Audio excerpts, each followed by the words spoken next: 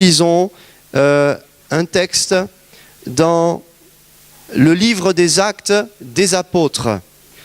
Si vous voulez avec moi lire dans le livre des Actes des Apôtres, je crois que la plupart d'entre nous, nous connaissons ces textes.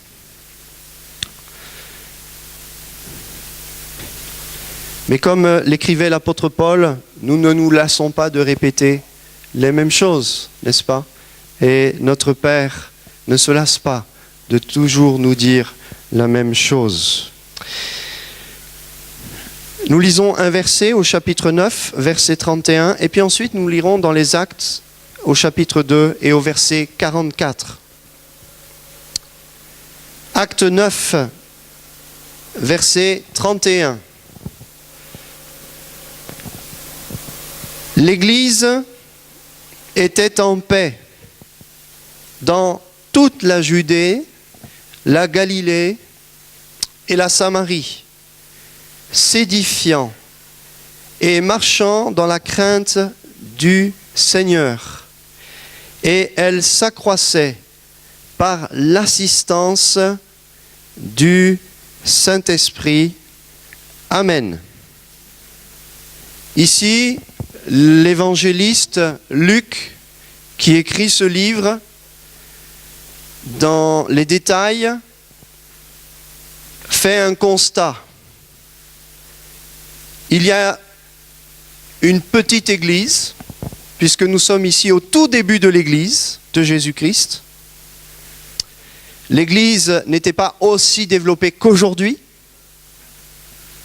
Aujourd'hui, l'église de Jésus-Christ se dénombre en centaines de millions, plusieurs centaines de millions. Mais en ce temps-là, l'église était une petite église, entre guillemets. Et Luc fait le constat, un constat dont nous rêverions de vivre les détails. Et il est question d'une église en paix. Il est question d'une église là où elle était, dans ces trois parties géographiques qui constituent un peu l'Israël d'aujourd'hui. On voit que cette église s'édifiait. C'était une église qui se construisait. Et c'était une église qui marchait. Mais qui marchait avec une certaine attitude. Elle marchait selon les voies de l'Ancien Testament, c'est-à-dire selon la crainte du Seigneur, qui est le commencement de toute sagesse. Et puis, il y avait un autre signe, c'est que cette Église s'accroissait et semble-t-il, cette croissance laissait penser qu'elle ne s'arrêterait pas. Et lorsque nous lisons ce verset qui a pratiquement 2000 ans, nous réalisons qu'effectivement, cette Église, depuis 2000 ans, s'est accrue. Mais la question qui se pose, c'est, elle s'accroît, mais y a-t-il la paix? Et la question que je me suis posée en lisant ce texte, et vous, certainement, vous la posez, c'est comment cette Église a pu s'édifier, comment elle a pu apprendre à marcher, comment elle a pu vivre dans la crainte. Et je crois que nos prières ce matin font état de cette demande à notre Dieu. Et c'est vrai, elle s'accroissait par l'assistance du Saint-Esprit. Mais je voudrais vous parler d'une réalité qui m'a semblé évidente lorsqu'ensuite on peut parcourir les autres textes de l'Écriture. Je crois que fondamentalement, en lisant les textes de l'Écriture, que cette Église, elle était en paix et elle vivait ce qu'elle vivait, parce que c'était une Église où on vivait de la justice. C'était une Église où il y avait la justice. C'est une Église où les hommes et les femmes cherchaient premièrement le royaume de Dieu et sa justice. Je crois que quand il n'y a pas de justice, c'est le désordre, c'est le chaos. Quand il n'y a pas de justice, nous cherchons un juge, nous cherchons un coupable, nous cherchons qui accuser, n'est-ce pas? C'est comme cela. Et nous vivons dans un monde d'injustice. Du temps de Jésus, la mort de Jésus prouve qu'il y a eu injustice, puisque même encore aujourd'hui, il y en a qui voudraient refaire le procès de Jésus pour montrer qu'il y a eu injustice. Mais là n'est pas notre propos. À cette époque, il y avait de l'injustice et aujourd'hui, il y a de l'injustice dans le monde. Et peut-être que même avant de venir dans cette matinée, vous avez en vous ce sentiment d'injustice qui ne remonte peut-être que de cette semaine ou d'il y a 10 ans, 20 ans. Mais laissez-moi vous dire que nous ne pourrons pas aller de l'avant si cette question de la justice, si l'Église ne vit pas de la justice, si la justice n'est pas expérimentée dans l'Église.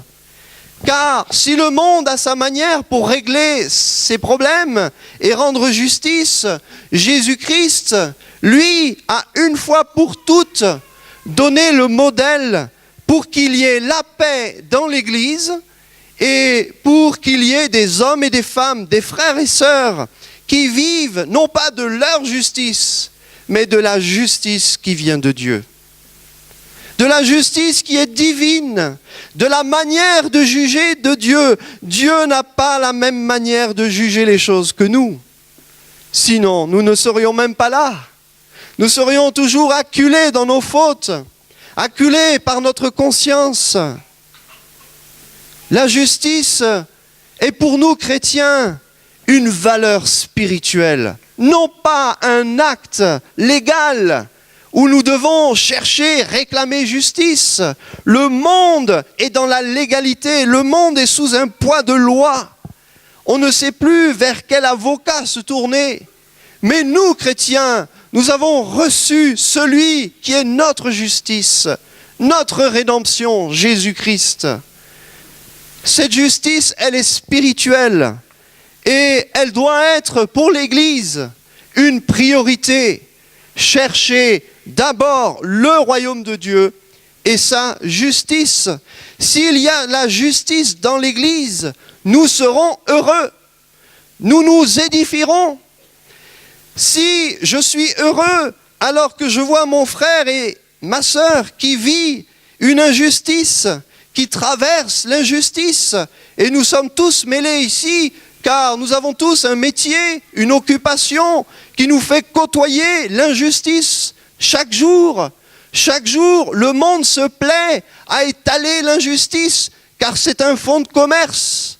Alors que nous n'avons pas de fonds de commerce. Nous avons le fondement de l'Église, qui est le sacrifice de Jésus, la seule justice que Dieu ait donnée aux hommes, afin qu'ils vivent dans la paix, afin qu'ils soient heureux, afin que les familles trouvent le repos. Car quelle famille déchirée quand l'un se sent dans l'injustice et réclame réparation et que l'autre ne veut pas réparer ce qu'il a cassé. La justice doit être une priorité comme valeur spirituelle afin qu'il y ait l'odeur de ce qui est juste dans l'Église. Et vous et moi, vous savez, c'est pas facile d'être juste. C'est impossible quand nous lisons l'Écriture. Une prière tout à l'heure a attiré mon attention parce que c'est cette prière que je faisais pas plus tard, que plusieurs fois cette semaine je l'ai faite. J'ai dit, quand tu cherches à te défendre, tu t'enfonces. Qui nous défendra? Qui nous rendra justice? Cette église primitive, ce n'était pas une église idéale, mais c'était une église où le désir que Jésus-Christ soit au milieu d'eux, le juste juge, l'avocat de nos âmes, celui qui nous défend devant le diable, devant le monde. Je suis toujours impressionné quand nous voyons Jésus qui pourtant, on l'a poussé, on l'a acculé dans la souffrance, mais devant ses accusateurs, il n'a pas ouvert la bouche. Mais mieux que cela, car si nous croyons à la théorie du silence ou de l'autruche, qui est d'avaler notre salive et puis d'entretenir une boule dans notre estomac, je crois que Dieu veut surtout que nous amenions le pardon au milieu de nous. Car des couleuvres, on peut en avaler, mais à un moment, il y en a trop.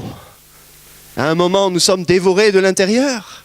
À un moment, la justice de Dieu n'a plus de place. La voix du Saint-Esprit qui veut nous amener dans cette priorité de l'Église. En écoutant, en réfléchissant, et vous le savez, il n'y a pas de recette magique. Le seul remède pour qu'il y ait la justice dans nos vies, dans l'Église de Jésus-Christ, et je ne parle pas au niveau seulement local, en tant qu'Église ici, mais vivre l'Église. La seule solution, le seul remède, c'est de partager. C'est de partager ce que nous avons reçu du Seigneur. Pour contrecarrer la pauvreté liée à l'injustice, parce que quand il y a l'injustice, il y a la pauvreté. La pauvreté spirituelle. Quand nous nourrissons, parce que nous ne réglons pas les problèmes, nous nourrissons la pauvreté. La pauvreté spirituelle. Et l'Église primitive, nous lisons le deuxième texte dans le livre des Actes, au chapitre 2 et au verset 44. L'Église avait suivi le modèle de l'Ancien Testament, mais de leur maître Jésus. Qu'a fait Jésus en mourant sur la croix ? Il a partagé sa vie. Même ceux qui étaient en bas de la croix se partageaient ses vêtements. Il a tout partagé. Il a partagé sa gloire. Il a partagé sa vie. Il a partagé sa nourriture. Il a partagé sa parole. Il a partagé aux pauvres comme aux riches. Il n'a pas fait de distinction. Et nous voyons que l'Église, qui veut lutter contre l'injustice, qui la guette, qui veut pénétrer ses murs, nous voyons dans le livre des Actes plusieurs mots qui nous font comprendre que l'arme de guerre, l'arme spirituelle de l'Église, c'est de partager pour éviter que l'injustice pénètre son lieu saint et sacré. Le verset 44 nous dit « Tous ceux qui avaient cru étaient ensemble ». Être ensemble veut dire partager, frères et sœurs. Quand nous sommes ensemble, nous partageons quelque chose. Quand nous sommes loin, nous ne partageons pas. Ce n'est pas, et je n'ai rien contre, ce n'est pas les réseaux sociaux ou de partage qui vont amener à la communion spirituelle. Et il n'y a rien de mal. Quelle grâce de pouvoir communiquer avec des êtres chers qui sont si loin, et le temps fait que nous ne pouvons plus les contacter, les approcher. Mais la réalité ici de l'Église, c'est qu'ils étaient ensemble et avaient tout en commun. Commun. Ce qui nous est commun, c'est ce que nous partageons. Et ce que nous partageons, c'est la foi en Jésus-Christ. Mais non pas juste la foi confessée des lèvres à notre baptême, mais les actes qui traduisent ce partage au quotidien. Ils vendaient leurs biens et leurs possessions et ils en partageaient le produit entre tous, non pas quelques-uns, non pas des désignés, non, tous, ils partageaient le produit. Si cette église, qui était une petite église, voulait vivre dans ce monde d'injustice, il fallait employer les gros moyens. Oui, les gros moyens. Devant l'injustice, devant le péché, la force du péché, Dieu a employé les gros moyens. Il a envoyé son Fils unique, qui a partagé sa vie. Et l'Église, frappée de la croix, frappée de ce que Jésus a fait, si nous voulons tenir, si nous voulons avoir de l'impact, si nous voulons toucher les consciences, il faut que notre vie soit radicalement une vie qui partage. qui ne garde pas pour elle. La solution pour notre société, ce n'est pas de voter des lois, car l'égoïsme n'est pas soumis à la loi. L'égoïsme est soumis au péché. Dans les derniers temps, les hommes seront égoïstes, fanfarons, amis de l'argent. L'Église de Jésus-Christ ici, elle a dit non.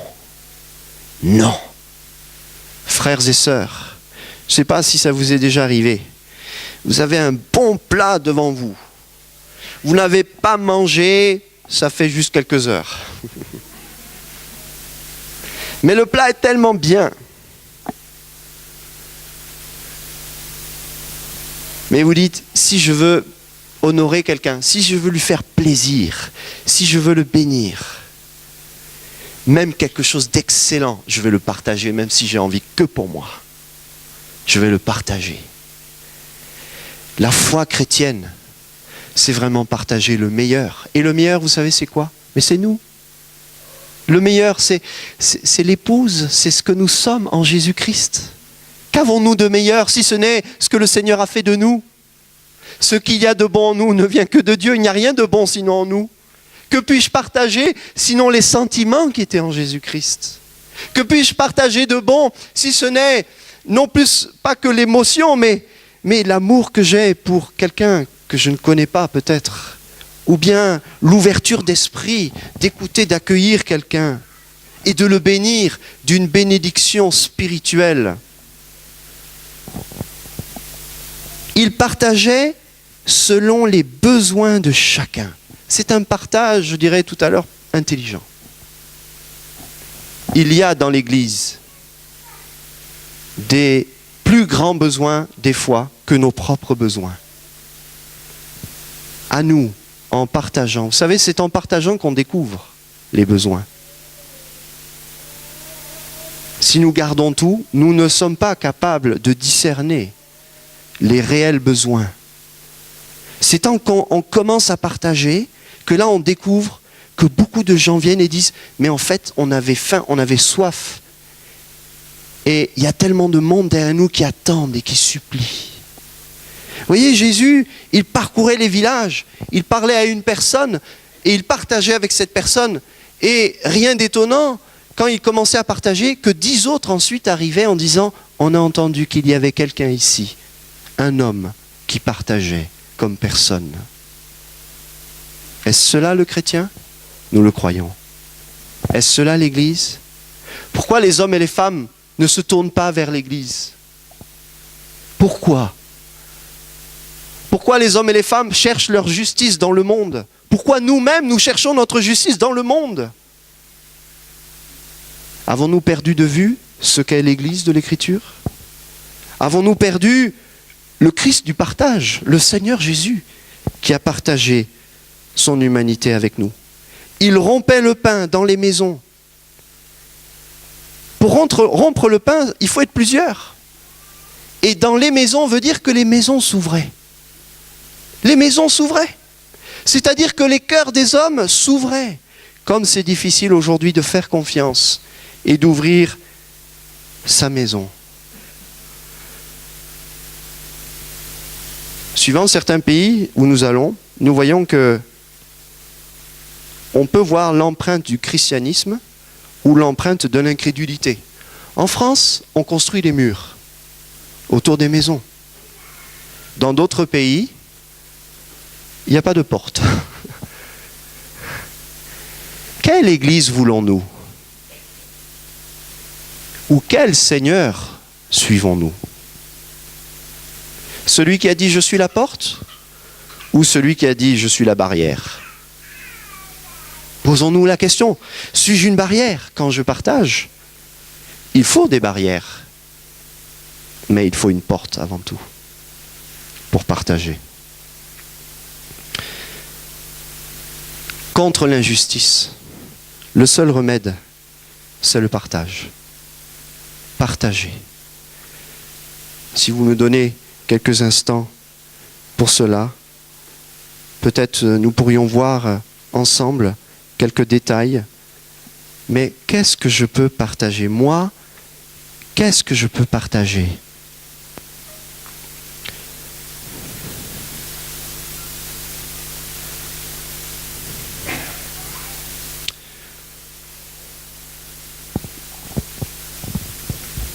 La première des choses, quand je réfléchis, mais la première des choses que tu partages quand tu vas vers Dieu, quand tu vas vers quelqu'un, une chose simple, évidente, notre bonjour. Partager notre bonjour.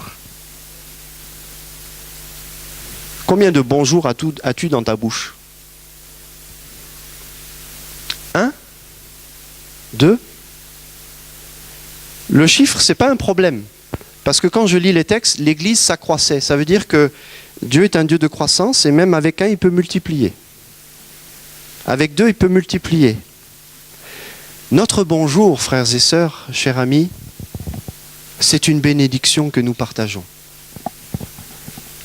C'est plus qu'une politesse. Ce mot est une attitude d'intérêt que nous avons envers l'autre que nous accueillons. Il marque ici une limite radicale à l'indifférence.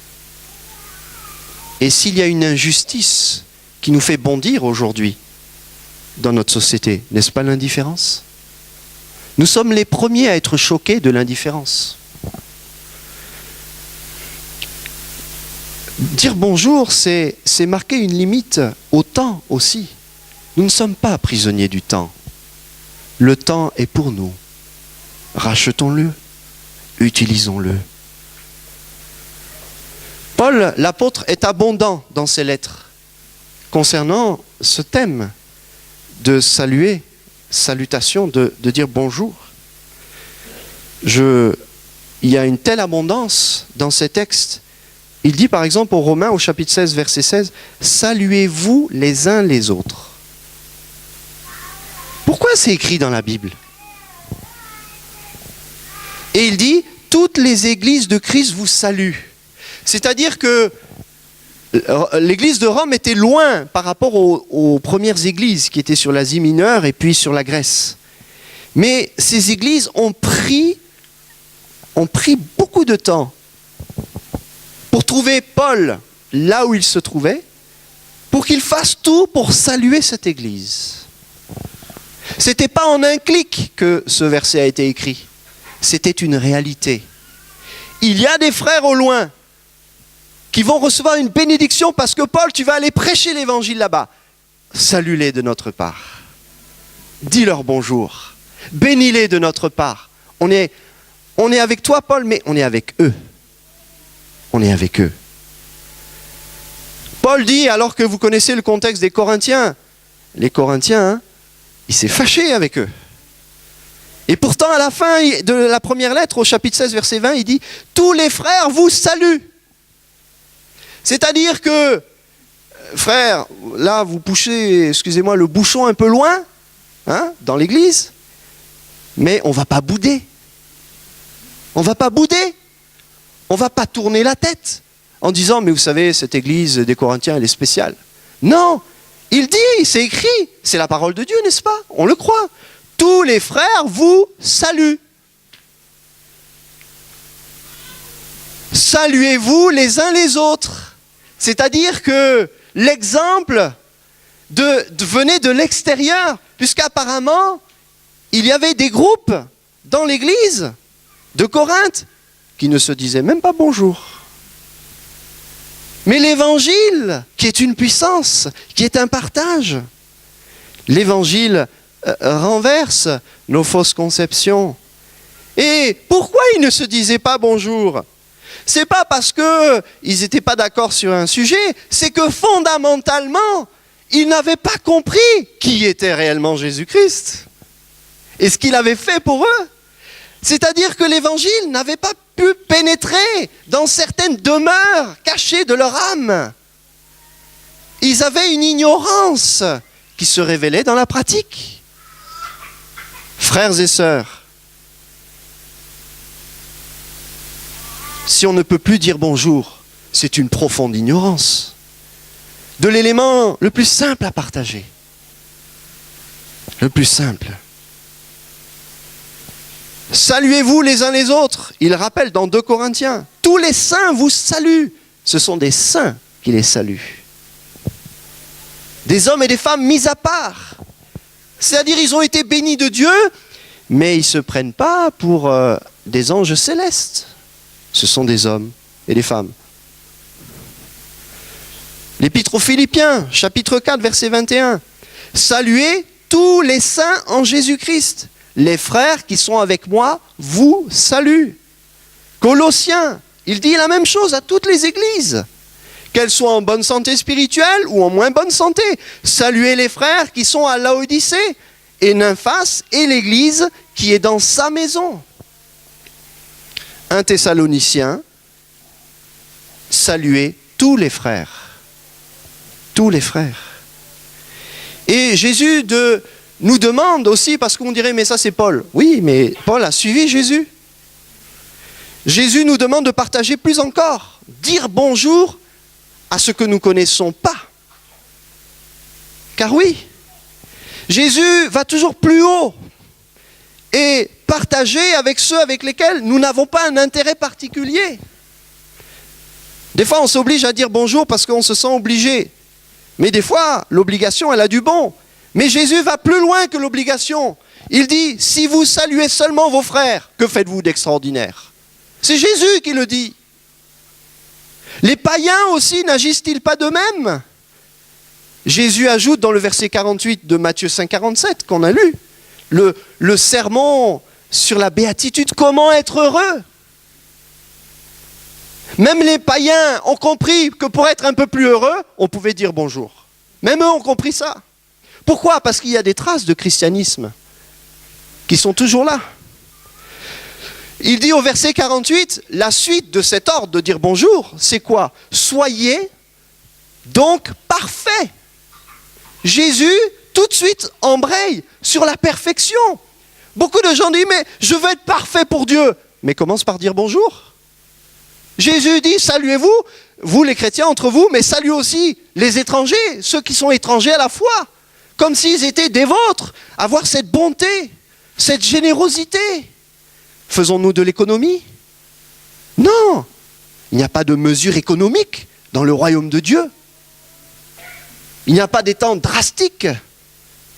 Soyez donc parfaits comme votre Père céleste est parfait. Nous qui étions loin de Dieu, Jésus un jour a pénétré les murs d'une maison où il y avait ses disciples et il leur a dit « Shalom ». Il les a salués. Peut-être que tu te caches, peut-être que tu t'enfermes, peut-être que tu as peur. Mais Dieu n'a pas honte de toi et il te salue au nom de Jésus-Christ, son Fils bien-aimé. Celui qui cherche la perfection doit commencer par les choses les plus simples. Je veux être parfait dans le service. Je viens dire bonjour à mon église en passant le balai. Mais le bonjour, c'est une attitude, c'est une manière de vivre, c'est une manière d'accueillir. Cette théologie de la salutation, elle doit couler dans tous les domaines. La deuxième chose, c'est de partager notre amitié fraternelle. Jésus s'est révélé l'ami des hommes. Il partageait son temps. Dieu a le temps pour lui. Il ne cherchait pas à tout prix à avoir des amis, Jésus. Il se faisait l'ami des hommes. Se faire l'ami des hommes, c'est se rendre aimant, c'est être bienveillant. Ce sont les valeurs du royaume de son Père. T'es-tu fait ami avec quelqu'un avec qui tu n'avais aucun lien, aucune source, affinité, aucune affinité? Vous savez que c'est un muscle, ça là, de la foi, d'avoir une amitié avec quelqu'un vers lequel nous ne nous serions même pas tournés hier, parce que nous ne connaissions pas le Seigneur. La bienveillance ici manifestée facilite tant l'amitié et ouvre une autoroute à la communion fraternelle. L'Église primitive manifestait de l'amitié pour contrer l'injustice. Car quand les intérêts personnels rentrent en jeu, semble-t-il, l'amitié disparaît. Mais le royaume de Dieu, ce n'est pas ça. On peut être d'une même famille, du même sang, mais il nous faut aussi encore nous montrer de l'amitié au sein de notre famille. N'est-ce pas? De l'amour pour cimenter nos relations. Car le temps use notre amitié, vous ne l'avez pas remarqué? Le temps semble agir contre nous, mais non, c'est nous qui nous lassons d'être spontanés, d'une spontanéité intelligente, éclairée par la doctrine de Dieu. On a besoin de cimenter nos relations. C'est pour cela que l'Église partageait l'amitié. Je discutais avec un pasteur qui n'est pas de ce pays, ici en France, et il me disait, à n'importe quel moment, les gens peuvent venir chez nous. Et puis moi je disais, si c'était toi ce que tu vivais, est-ce que franchement, tu accepterais encore d'être pasteur? On peut se poser la question. D'être constamment sollicité. L'amitié a besoin de limites, mais l'amitié a besoin de vivre. L'amitié a besoin de s'exprimer. L'amitié n'est pas à sens unique. Je ne vais pas réclamer l'amitié de mes frères et mes sœurs, mais je vais commencer par l'exercer. Peut-être que tu n'es pas en état de manifester, et alors tu as besoin vraiment de l'amitié de Dieu qui guérit. Cette proximité de Jésus. Un vieux pasteur écrivait un jour, notez ce qu'il a dit, « J'espère te voir bientôt, et nous parlerons de bouche à bouche. Que la paix soit avec toi. Les amis te saluent. Salut les amis. Chacun en particulier. » C'est un vieux pasteur qui a écrit ça. Vous savez qui c'est? C'est l'apôtre Jean. Dans 3 Jean chapitre 1 verset 14. Alors dis à ton voisin, je veux être ton ami. Amen, on met en pratique. Hein? Mais ce que vous avez dit, c'est par la foi. Parce que l'amitié, c'est par la foi. Je veux être l'ami. Comme Jésus a pu être l'ami du pécheur. Il n'est pas question ici de contrecarrer la doctrine, de faire ce que le monde fait, ce que nos amis et leurs voix font. Non, il est question ici de démontrer de l'amitié qui vient de Dieu, de l'amitié spirituelle. L'amitié est comme un sel qui a besoin d'être dosé, n'est-ce pas? On n'aurait pas le temps de tout dire, mais nous voyons ici aussi un autre élément. Nous avons besoin de partager généreusement notre force, notre intelligence et nos capacités pour le service de Dieu. Partager pour le service, à la mesure de ce que nous avons reçu. Je crois à la multiplication. Amen. Je crois que ce que nous n'avons pas, Dieu l'a. Ce que nous avons à cœur de donner, Dieu va te le donner pour que tu le donnes. Dieu ne cherche pas des riches, il cherche des pauvres en esprit, qui sont prêts à libérer leur richesse pour enrichir plusieurs. Dieu cherche des gens compatissants, qui savent que ce monde va passer, mais que l'amour de Dieu, l'amitié de Dieu pour les pécheurs, son désir de salut, son désir de montrer que l'évangile, c'est la paix, c'est la joie, c'est l'amour. Mais Dieu nous appelle à vivre ce message.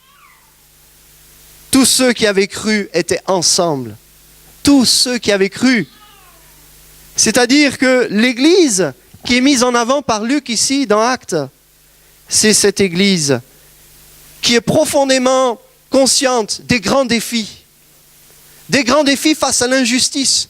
S'ils ont crucifié notre Maître, on n'échappera pas. La seule arme contre le mal, contre l'injustice, c'est de se donner. c'est de s'offrir, c'est de partager. Or, nous ne pouvons donner que ce que nous avons reçu. Le Seigneur nous a donné son pardon. Le pardon. Je crois que le pardon est une des plus grandes difficultés que nous avons besoin d'expérimenter. Qu'il est dur de pardonner. Dans pardonner, il y a une part à donner. Et cette part, tu ne l'as peut-être pas. Tu ne sais pas où la trouver. Et tu campes. Et l'injustice est toujours là, elle augmente. Et pourtant, tu es partagé. Tu dis, mais je veux vivre le royaume de Dieu. Je veux vivre comme un chrétien. Je veux m'intéresser aux choses de Dieu.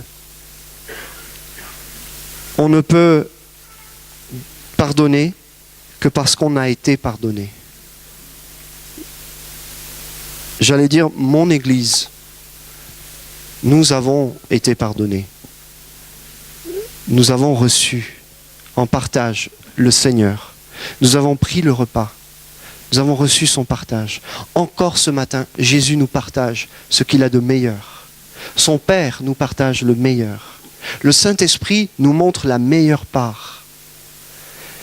Mais si je suis bloqué dans mon attitude, si je suis bloqué face à l'injustice, l'injustice qui paralyse, l'injustice qui fait peur, je ne me laisserai dominer par rien, nous dit l'apôtre Paul. Je ne me laisserai dominer par rien. Seigneur, aide-nous. Aide-nous, Seigneur, il y a tant à faire. Il y a tant à faire. Si petits que nous sommes. L'Église était petite. Ils ont commencé avec 12, 70. Même 3000. Qu'est-ce que c'est 3000 dans le monde à l'époque? Mais ils ont partagé. Ils ont partagé l'Évangile. Partager l'Évangile. Je veux partager la bonne nouvelle. Je veux donner la bonne nouvelle. Alléluia. Je veux être un témoin de la bonne nouvelle. Que Dieu nous aide. Alléluia. Merci Père. Merci pour la foi. Un texte dans le livre des Actes des Apôtres. Si vous voulez avec moi lire dans le livre des Actes des Apôtres, je crois que la plupart d'entre nous, nous connaissons ces textes.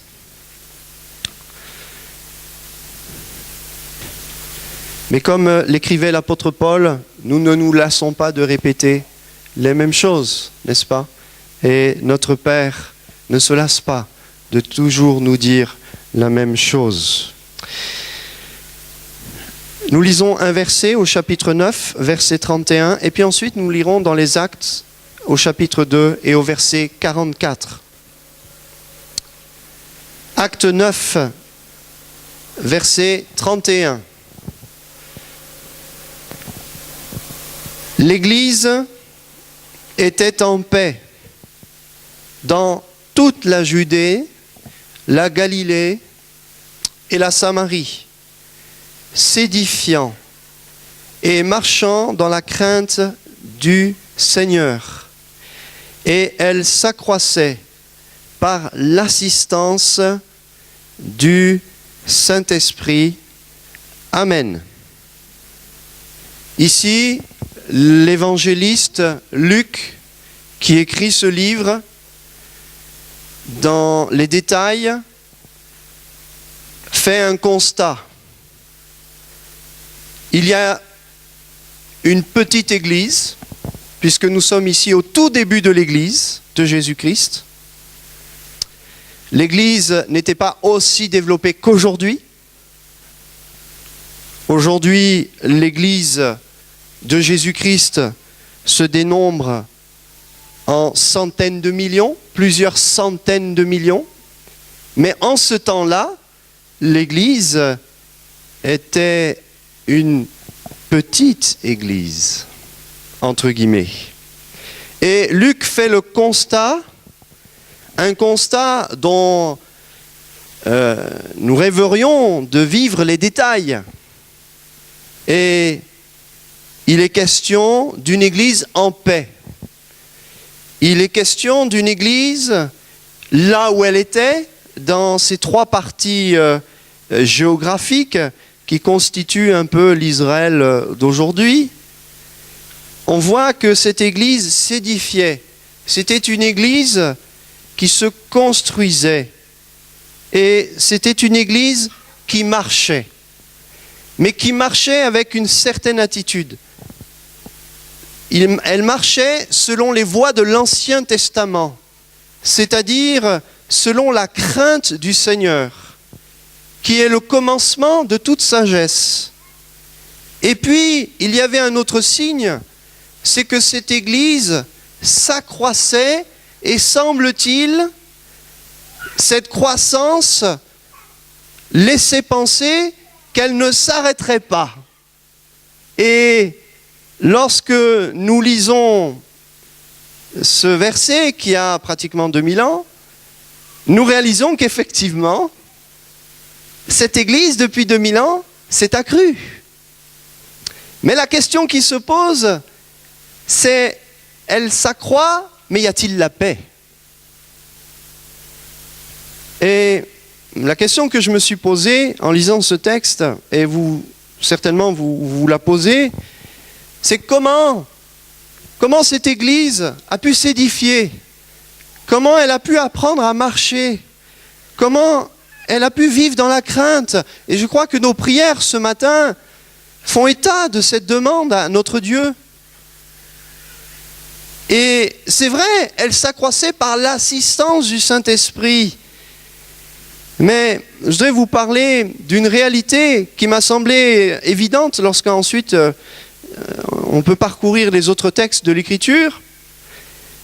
Je crois que fondamentalement, en lisant les textes de l'Écriture, que cette Église, elle était en paix et elle vivait ce qu'elle vivait, parce que c'était une Église où on vivait de la justice.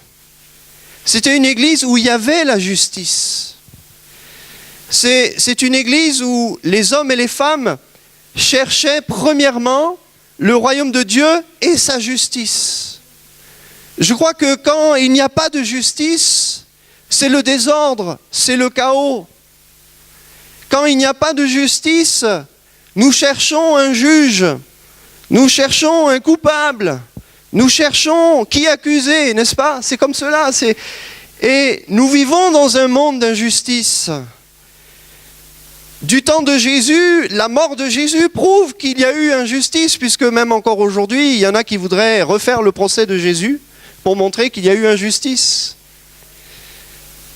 Mais là n'est pas notre propos. À cette époque, il y avait de l'injustice et aujourd'hui, il y a de l'injustice dans le monde. Et peut-être que même avant de venir dans cette matinée, vous avez en vous ce sentiment d'injustice qui ne remonte peut-être que de cette semaine ou d'il y a 10 ans, 20 ans. Mais laissez-moi vous dire que nous ne pourrons pas aller de l'avant si cette question de la justice, si l'Église ne vit pas de la justice, si la justice n'est pas expérimentée dans l'Église.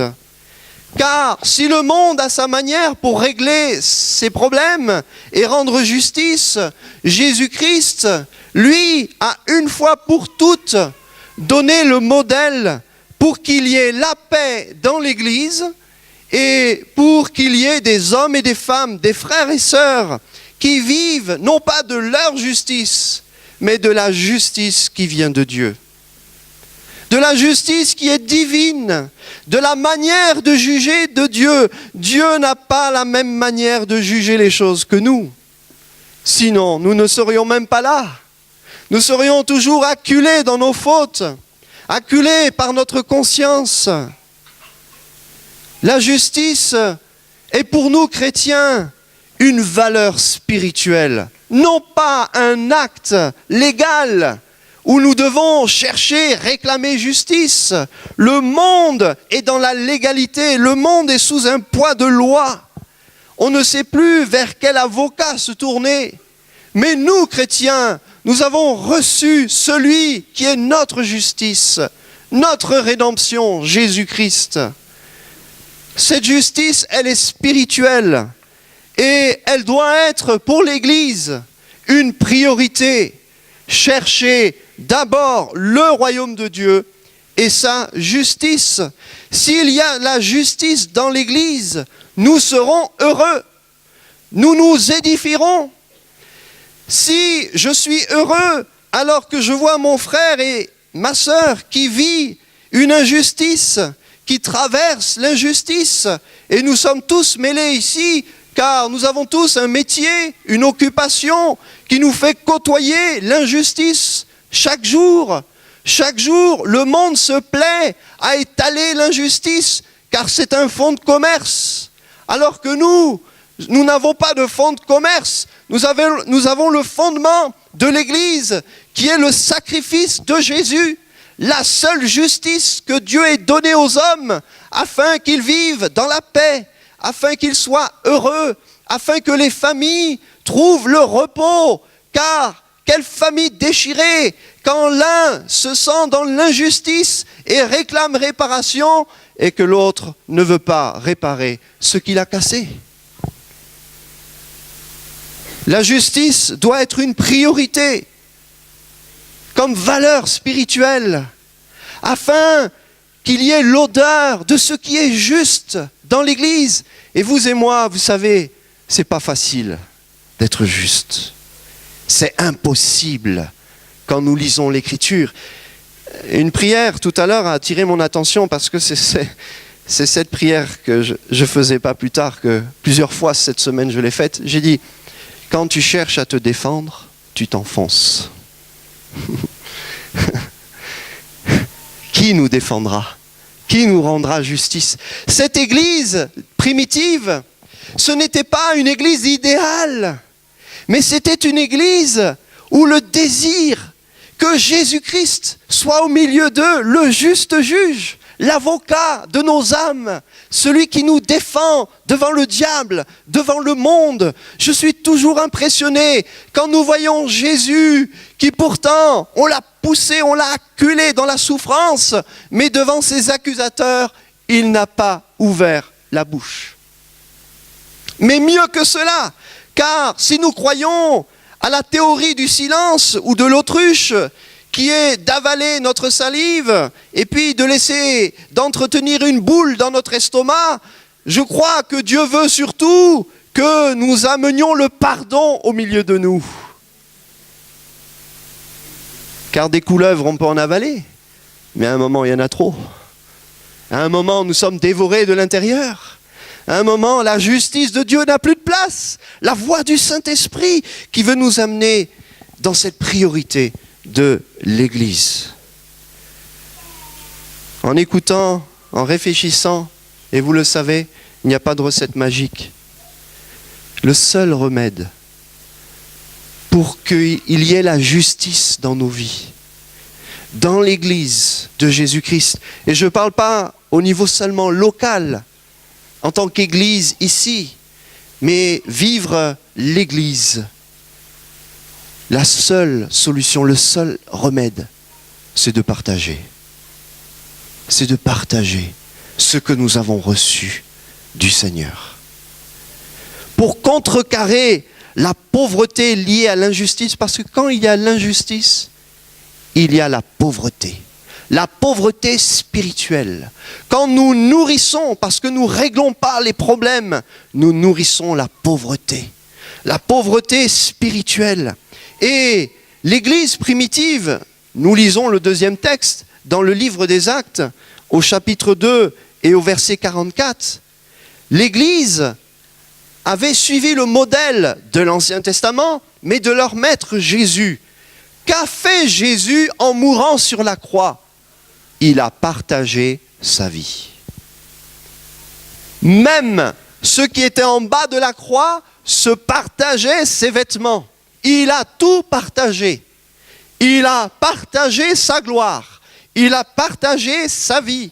Il a partagé sa nourriture. Il a partagé sa parole. Il a partagé aux pauvres comme aux riches. Il n'a pas fait de distinction. Et nous voyons que l'Église, qui veut lutter contre l'injustice, qui la guette, qui veut pénétrer ses murs, nous voyons dans le livre des Actes plusieurs mots qui nous font comprendre que l'arme de guerre, l'arme spirituelle de l'Église, c'est de partager pour éviter que l'injustice pénètre son lieu saint et sacré. Le verset 44 nous dit « Tous ceux qui avaient cru étaient ensemble ». Être ensemble veut dire partager, frères et sœurs. Quand nous sommes ensemble, nous partageons quelque chose. Quand nous sommes loin, nous ne partageons pas. Ce n'est pas, et je n'ai rien contre, ce n'est pas les réseaux sociaux ou de partage qui vont amener à la communion spirituelle. Et il n'y a rien de mal. Quelle grâce de pouvoir communiquer avec des êtres chers qui sont si loin, et le temps fait que nous ne pouvons plus les contacter, les approcher. Mais la réalité ici de l'Église, c'est qu'ils étaient ensemble et avaient tout en commun. Commun. Ce qui nous est commun, c'est ce que nous partageons. Et ce que nous partageons, c'est la foi en Jésus-Christ. Mais non pas juste la foi confessée des lèvres à notre baptême, mais les actes qui traduisent ce partage au quotidien.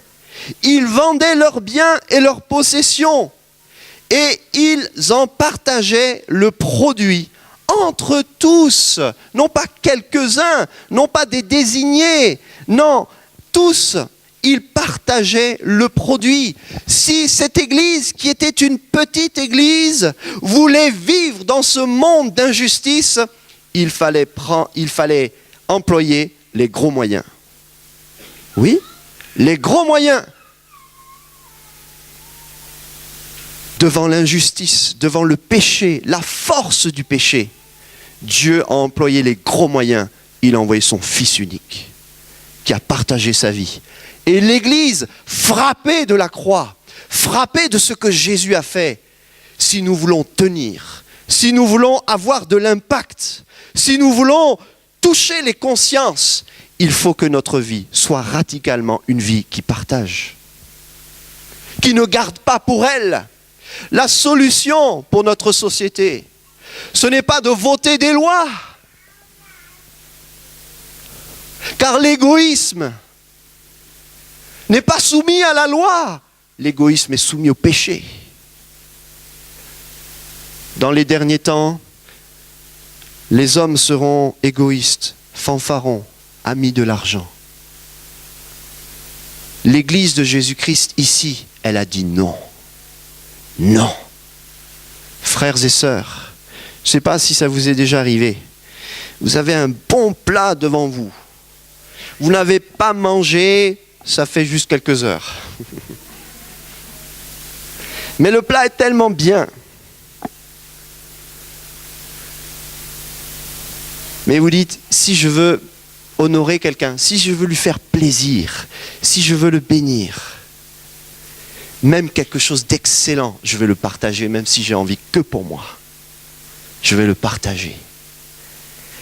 La foi chrétienne, c'est vraiment partager le meilleur. Et le meilleur, vous savez, c'est quoi? Mais c'est nous.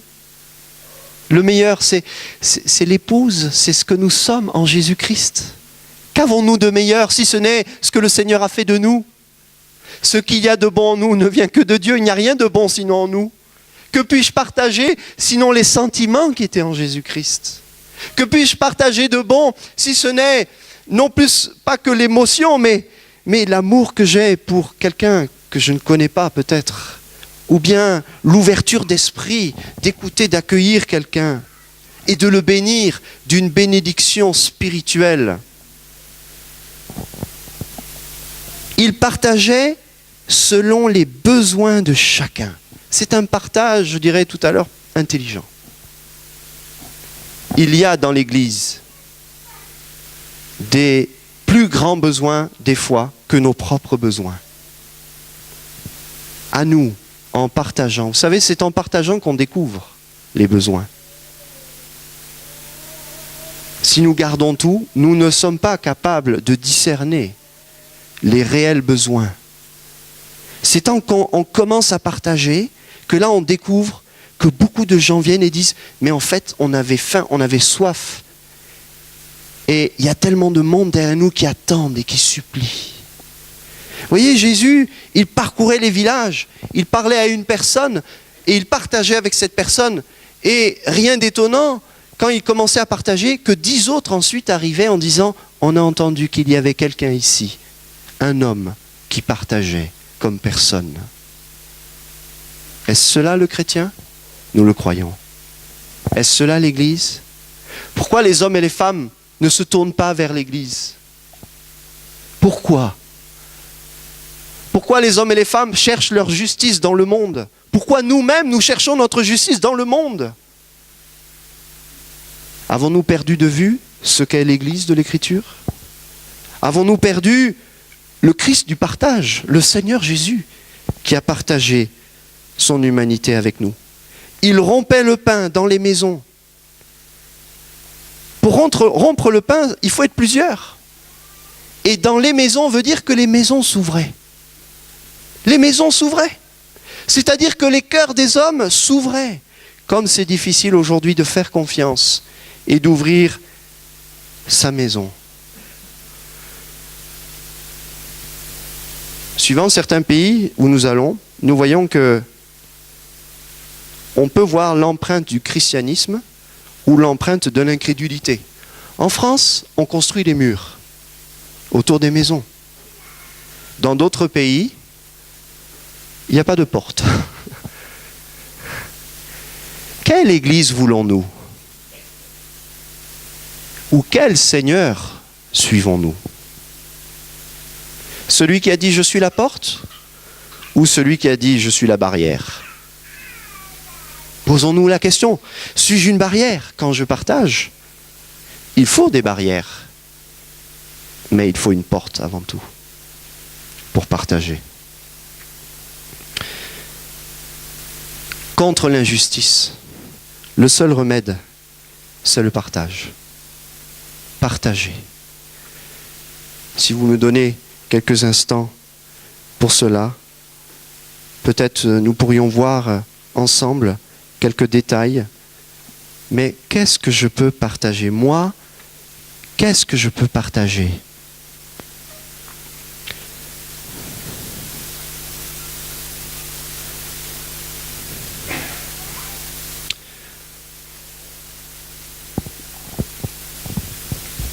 La première des choses, quand je réfléchis, mais la première des choses que tu partages quand tu vas vers Dieu, quand tu vas vers quelqu'un, une chose simple, évidente, notre bonjour. Partager notre bonjour. Combien de bonjours as-tu dans ta bouche? 1? 2? Le chiffre, ce n'est pas un problème. Parce que quand je lis les textes, l'Église s'accroissait. Ça veut dire que Dieu est un Dieu de croissance et même avec 1, il peut multiplier. Avec 2, il peut multiplier.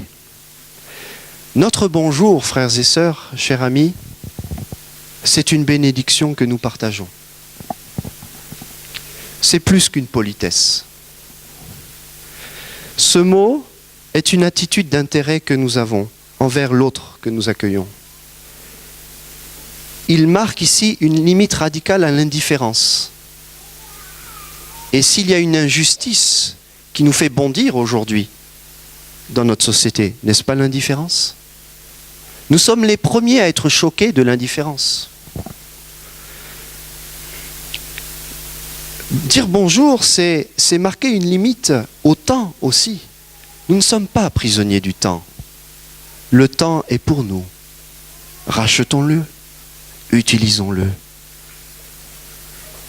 Paul, l'apôtre, est abondant dans ses lettres concernant ce thème de saluer, salutation, de dire bonjour.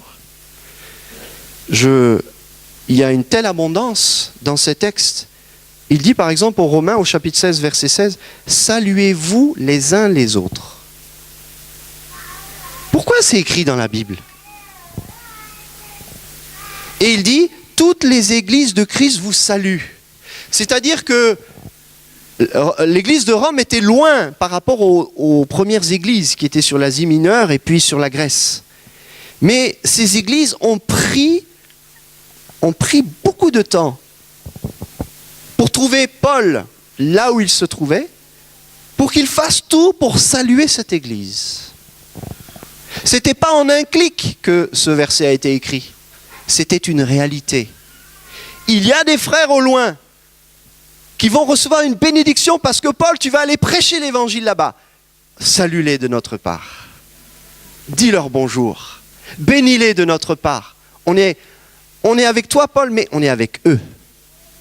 On est avec eux. Paul dit, alors que vous connaissez le contexte des Corinthiens, les Corinthiens, il s'est fâché avec eux. Et pourtant, à la fin de la première lettre, au chapitre 16, verset 20, il dit « Tous les frères vous saluent ». C'est-à-dire que, frères, là, vous poussez, excusez-moi, le bouchon un peu loin, dans l'église, mais on ne va pas bouder. On ne va pas bouder. On ne va pas tourner la tête en disant « Mais vous savez, cette église des Corinthiens, elle est spéciale ». Non, il dit, c'est écrit, c'est la parole de Dieu, n'est-ce pas? On le croit. Tous les frères vous saluent. Saluez-vous les uns les autres. C'est-à-dire que l'exemple venait de l'extérieur, puisqu'apparemment, il y avait des groupes dans l'église de Corinthe qui ne se disaient même pas bonjour. Mais l'évangile, qui est une puissance, qui est un partage, l'évangile renverse nos fausses conceptions. Et pourquoi ils ne se disaient pas bonjour? C'est pas parce qu'ils n'étaient pas d'accord sur un sujet, c'est que fondamentalement, ils n'avaient pas compris qui était réellement Jésus-Christ et ce qu'il avait fait pour eux. C'est-à-dire que l'évangile n'avait pas pu pénétrer dans certaines demeures cachées de leur âme. Ils avaient une ignorance qui se révélait dans la pratique. Frères et sœurs, si on ne peut plus dire bonjour, c'est une profonde ignorance de l'élément le plus simple à partager. Le plus simple. Saluez-vous les uns les autres. Il rappelle dans 2 Corinthiens. Tous les saints vous saluent. Ce sont des saints qui les saluent. Des hommes et des femmes mis à part. C'est-à-dire ils ont été bénis de Dieu, mais ils ne se prennent pas pour des anges célestes. Ce sont des hommes et des femmes. L'Épître aux Philippiens, chapitre 4, verset 21. Saluez tous les saints en Jésus-Christ. Les frères qui sont avec moi vous saluent. Colossiens, il dit la même chose à toutes les églises. Qu'elles soient en bonne santé spirituelle ou en moins bonne santé. Saluez les frères qui sont à Laodicée et Nymphas et l'église qui est dans sa maison. 1 Thessaloniciens, saluez tous les frères. Tous les frères. Et Jésus nous demande aussi, parce qu'on dirait, mais ça c'est Paul. Oui, mais Paul a suivi Jésus. Jésus nous demande de partager plus encore. Dire bonjour à ceux que nous ne connaissons pas. Car oui, Jésus va toujours plus haut et partager avec ceux avec lesquels nous n'avons pas un intérêt particulier. Des fois, on s'oblige à dire bonjour parce qu'on se sent obligé. Mais des fois, l'obligation, elle a du bon. Mais Jésus va plus loin que l'obligation. Il dit, si vous saluez seulement vos frères, que faites-vous d'extraordinaire? C'est Jésus qui le dit. Les païens aussi n'agissent-ils pas de même? Jésus ajoute dans le verset 48 de Matthieu 5, 47 qu'on a lu, le sermon sur la béatitude, comment être heureux. Même les païens ont compris que pour être un peu plus heureux, on pouvait dire bonjour. Même eux ont compris ça. Pourquoi? Parce qu'il y a des traces de christianisme qui sont toujours là. Il dit au verset 48, la suite de cet ordre de dire bonjour, c'est quoi? Soyez donc parfaits. Jésus, tout de suite, embraye sur la perfection. Beaucoup de gens disent, mais je veux être parfait pour Dieu. Mais commence par dire bonjour. Jésus dit, saluez-vous, vous les chrétiens entre vous, mais saluez aussi les étrangers, ceux qui sont étrangers à la foi, comme s'ils étaient des vôtres. Avoir cette bonté, cette générosité. Faisons-nous de l'économie? Non, il n'y a pas de mesure économique dans le royaume de Dieu. Il n'y a pas des temps drastiques. Soyez donc parfaits comme votre Père céleste est parfait. Nous qui étions loin de Dieu, Jésus un jour a pénétré les murs d'une maison où il y avait ses disciples et il leur a dit « Shalom ». Il les a salués. Peut-être que tu te caches, peut-être que tu t'enfermes, peut-être que tu as peur. Mais Dieu n'a pas honte de toi et il te salue au nom de Jésus-Christ, son Fils bien-aimé. Celui qui cherche la perfection doit commencer par les choses les plus simples. Je veux être parfait dans le service. Je viens dire bonjour à mon église en passant le balai. Mais le bonjour, c'est une attitude, c'est une manière de vivre, c'est une manière d'accueillir. Cette théologie de la salutation, elle doit couler dans tous les domaines. La deuxième chose, c'est de partager notre amitié fraternelle. Jésus s'est révélé l'ami des hommes. Il partageait son temps. Dieu a le temps pour lui. Il ne cherchait pas à tout prix à avoir des amis, Jésus. Il se faisait l'ami des hommes. Se faire l'ami des hommes, c'est se rendre aimant, c'est être bienveillant. Ce sont les valeurs du royaume de son Père. T'es-tu fait ami avec quelqu'un avec qui tu n'avais aucun lien, aucune source, affinité, aucune affinité? Vous savez que c'est un muscle, ça là, de la foi, d'avoir une amitié avec quelqu'un vers lequel nous ne nous serions même pas tournés hier, parce que nous ne connaissions pas le Seigneur. La bienveillance ici manifestée facilite tant l'amitié et ouvre une autoroute à la communion fraternelle. L'Église primitive manifestait de l'amitié pour contrer l'injustice. Car quand les intérêts personnels rentrent en jeu, semble-t-il, l'amitié disparaît. Mais le royaume de Dieu, ce n'est pas ça. On peut être d'une même famille, du même sang, mais il nous faut aussi encore nous montrer de l'amitié au sein de notre famille. N'est-ce pas? De l'amour pour cimenter nos relations. Car le temps use notre amitié, vous ne l'avez pas remarqué? Le temps semble agir contre nous, mais non, c'est nous qui nous lassons d'être spontanés, d'une spontanéité intelligente, éclairée par la doctrine de Dieu. On a besoin de cimenter nos relations. C'est pour cela que l'Église partageait l'amitié. Je discutais avec un pasteur qui n'est pas de ce pays, ici en France, et il me disait, à n'importe quel moment, les gens peuvent venir chez nous. Et puis moi je disais, si c'était toi ce que tu vivais, est-ce que franchement, tu accepterais encore d'être pasteur? On peut se poser la question, d'être constamment sollicité. L'amitié a besoin de limites, mais l'amitié a besoin de vivre. L'amitié a besoin de s'exprimer. L'amitié n'est pas à sens unique. Je ne vais pas réclamer l'amitié de mes frères et mes sœurs, mais je vais commencer par l'exercer. Peut-être que tu n'es pas en état de manifester, et alors tu as besoin vraiment de l'amitié de Dieu qui guérit. Cette proximité de Jésus. Un vieux pasteur écrivait un jour, notez ce qu'il a dit, « J'espère te voir bientôt, et nous parlerons de bouche à bouche. Que la paix soit avec toi. Les amis te saluent. Salut les amis. Chacun en particulier. » C'est un vieux pasteur qui a écrit ça. Vous savez qui c'est? C'est l'apôtre Jean.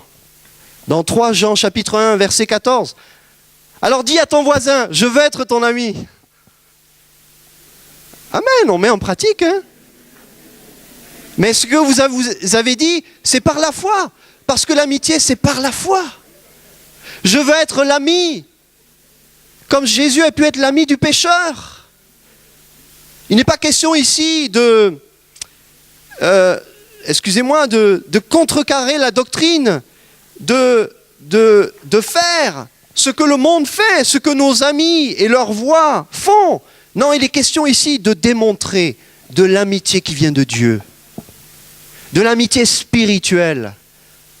L'amitié est comme un sel qui a besoin d'être dosé, n'est-ce pas? Je n'aurai pas le temps de tout dire, mais nous voyons ici aussi un autre élément. Nous avons besoin de partager généreusement notre force, notre intelligence et nos capacités pour le service de Dieu. Partager pour le service, à la mesure de ce que nous avons reçu. Je crois à la multiplication. Amen. Je crois que ce que nous n'avons pas, Dieu l'a. Ce que nous avons à cœur de donner, Dieu va te le donner pour que tu le donnes. Dieu ne cherche pas des riches, il cherche des pauvres en esprit, qui sont prêts à libérer leur richesse pour enrichir plusieurs. Dieu cherche des gens compatissants, qui savent que ce monde va passer, mais que l'amour de Dieu, l'amitié de Dieu pour les pécheurs, son désir de salut, son désir de montrer que l'évangile, c'est la paix, c'est la joie, c'est l'amour. Mais Dieu nous appelle à vivre ce message. Tous ceux qui avaient cru étaient ensemble. Tous ceux qui avaient cru. C'est-à-dire que l'Église qui est mise en avant par Luc ici dans Actes, c'est cette Église qui est profondément consciente des grands défis. Des grands défis face à l'injustice. S'ils ont crucifié notre Maître, on n'échappera pas. La seule arme contre le mal, contre l'injustice, c'est de se donner, c'est de s'offrir, c'est de partager. Or, nous ne pouvons donner que ce que nous avons reçu. Le Seigneur nous a donné son pardon. Le pardon. Je crois que le pardon est une des plus grandes difficultés que nous avons besoin d'expérimenter. Qu'il est dur de pardonner. Dans pardonner, il y a une part à donner. Et cette part, tu ne l'as peut-être pas.